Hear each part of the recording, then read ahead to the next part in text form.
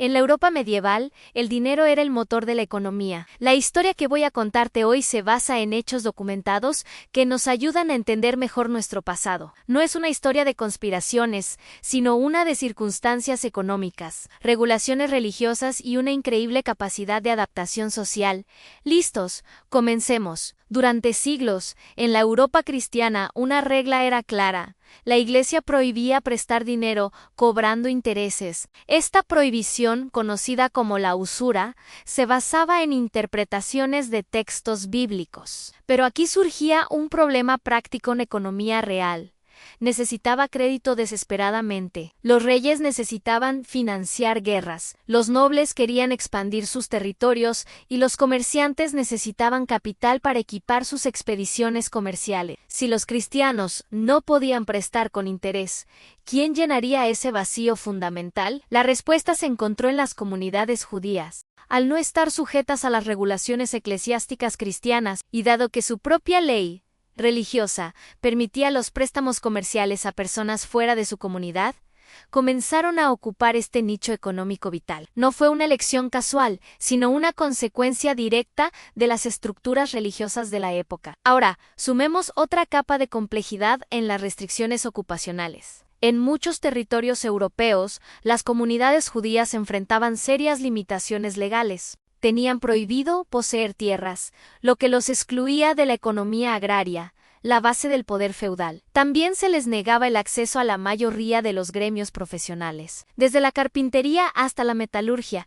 y no podían ocupar cargos administrativos en el gobierno. En muchas ciudades, incluso se les obligaba a vivir en áreas designadas, los futuros guetos. Con tantas puertas cerradas, ¿qué caminos quedaban abiertos? Principalmente, el comercio y las finanzas. Estos sectores no solo eran accesibles, sino que se convirtieron en áreas donde podían aplicar su conocimiento y redes para prosperar, canalizados por un sistema que les negaba otras oportunidades. Este papel económico, aunque crucial, también era precario. La historia europea está marcada por ciclos de aceptación y persecución. Vemos un patrón repetirse una y otra vez. En 1290, los judíos fueron expulsados de Inglaterra. En 1306, de Francia. El episodio más conocido es el de 1492 en España, seguido por Portugal en 1497. ¿Qué tenían en común estos eventos? Frecuentemente coincidían con graves crisis fiscales, cuando los monarcas acumulaban deudas enormes, a veces con los mismos prestamistas judíos, encontraban una solución brutal pero efectiva para sus finanzas al confiscar las riquezas de estas comunidades y expulsarlas. Este ciclo de dependencia económica seguida de expulsión creó una inestabilidad constante y peligrosa para las comunidades judías a lo largo de los siglos. Pero de esta inestabilidad surgió una innovación extraordinaria. Las expulsiones y la necesidad de movilidad forzaron el desarrollo de redes comerciales y financieras transnacionales. Familias y comunidades dispersas por toda Europa mantenían el contacto, creando un sistema que conectaba centros económicos clave como Ámsterdam, Venecia, Hamburgo y Praga. Para operar a distancia, desarrollaron herramientas financieras increíblemente sofisticadas para la época. Crearon sistemas de transferencia de crédito que permitían mover dinero sin transportar físicamente oro y plata. Inventaron la letra de cambio, un documento que prometía un pago futuro y que podía ser negociado, funcionando como una forma primitiva de dinero de papel. Estos instrumentos nacidos de la necesidad sentaron las bases de la banca moderna. La confianza, basada en lazos familiares y comunitarios, era la moneda más valiosa en esta red internacional. Un ejemplo emblemático de este ascenso en el mundo financiero es la familia Rothschild. A finales del siglo XVIII, Mayer Amschel Rothschild comenzó un modesto negocio financiero en el gueto de Frankfurt. Su genialidad fue su estrategia de expansión. En lugar de centralizar su poder, envió a sus 5 hijos a establecer sucursales en las capitales financieras de Europa: Londres, París, Viena, Nápoles y, por supuesto, Frankfurt. Esta red familiar les permitió operar a una escala sin precedentes. Durante las guerras napoleónicas, financiaron a ejércitos y gobiernos, moviendo capital a través de un continente en conflicto. Su éxito fue tan inmenso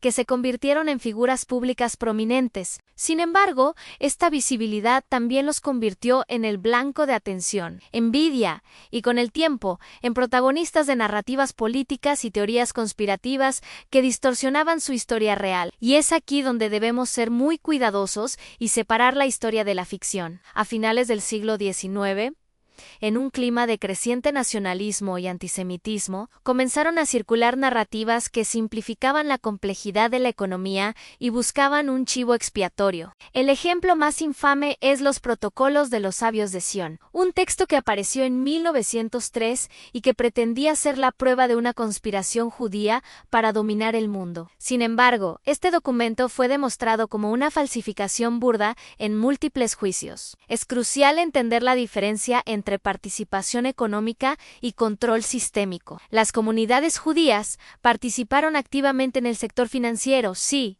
pero no controlaban los sistemas de poder. El poder real en la Europa medieval y moderna residía en las monarquías, en las instituciones militares, en los aparatos administrativos de los imperios y en la Iglesia. Los financistas, judíos o no, operaban dentro de estos marcos de poder, a menudo a merced de ellos, pero nunca por encima. Entonces, ¿qué lecciones podemos extraer de esta compleja historia? Primero, vemos cómo las restricciones legales y sociales moldean las oportunidades económicas de un grupo.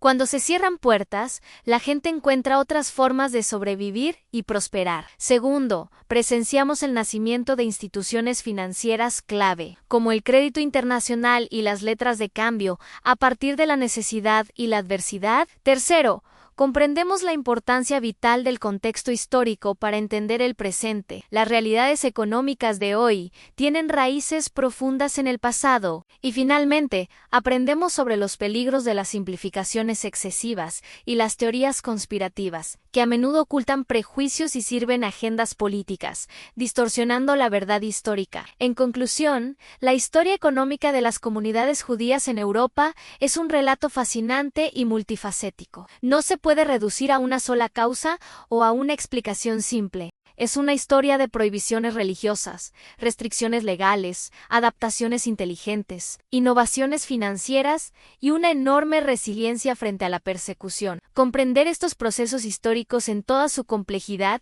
nos da herramientas para analizar mejor nuestro presente, reconocer patrones económicos y, sobre todo, valorar la importancia de la evidencia documental por encima de las generalizaciones y los mitos. La historia no es un cuento de buenos y malos, sino un tapiz tejido con innumerables hilos de factores sociales, políticos y económicos. Si este análisis histórico te ha parecido interesante y te ha aportado valor, te agradecería mucho que apoyaras el canal con un me gusta. Me encantaría saber tu opinión, así que déjame un comentario.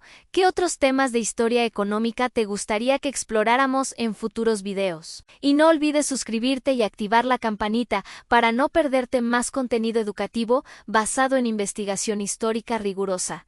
Gracias por acompañarme en este viaje al pasado. Hasta el próximo video.